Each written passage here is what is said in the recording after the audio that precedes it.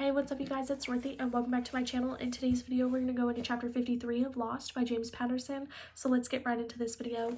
This video may contain sensitive topics and foul language. If you do not wish to continue, I suggest you click off the video now. You have been warned.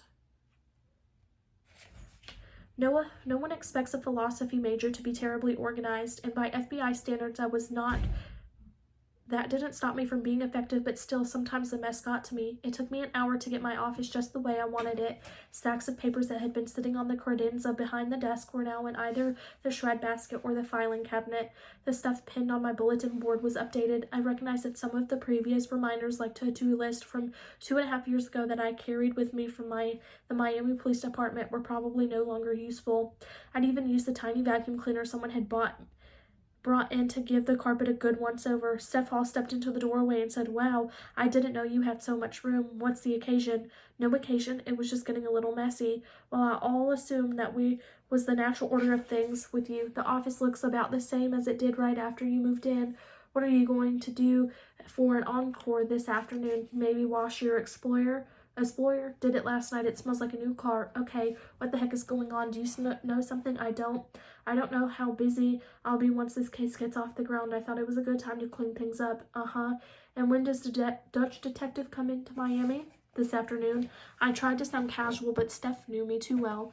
"I'm starting to suspect that you and the detective have more in common than just the case." "It's not like that." Steph raised an eyebrow and said, "With guys, it's always like that. Men have one-track minds. So tell me, is she pretty?" "Beautiful." I don't even bother to hide my smile. I checked the clock on my desk and realized I had to head out to the airport soon. Steph called, "Can I help you with anything?" "You've already done too much. You're the best." I stood and gathered my things. She said, "Have I done enough to learn why your street name is Auntie?" "I don't know if I'd go that far." She playfully slapped me on the arm. "Don't be a shit. I could just ask a Miami cop." "Where's the fun in that?" Steph bowed her head. "You're right. I'll figure it out, or I'll get you to spill one day. Good luck with that." I'll let her hear me snicker as I left. An hour later, I used my constant connections at the Miami International to get right to the gate as passengers disembarked from the Amsterdam plane. I didn't want to go overboard, but I had gotten a haircut. I wore a simple sports coat. Marie spotted me as soon as she stepped off the jetway. I liked the smile that spread across her face. I reached in for a hug, and she put out her hand, and we were caught in the awkward no man's land between a hug and a handshake. She put one arm around my shoulders and gave me a squeeze. After we retrieved her single bag, we walked to my car. Marie said, "The newest information I have came from my best informant, who told me that a ship left from somewhere in northern Europe about a week ago and should be here in the next few days." "And you can't narrow that down at all?" "I might be able to once we're closer to the day the ship arrives.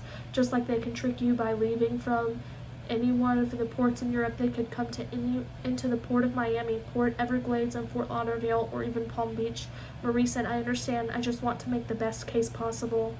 I'd like to get a little press on the arrest so people can see how serious human trafficking really is. Media coverage would probably help the task force as well." Marie agreed. As we made our way to my car, she said, "What do we do now?" "I'm going to get you something to eat. You set the standard in Amsterdam for hospitality." I loved her smile. That is the end of this video. I will see you guys in the next one. Bye.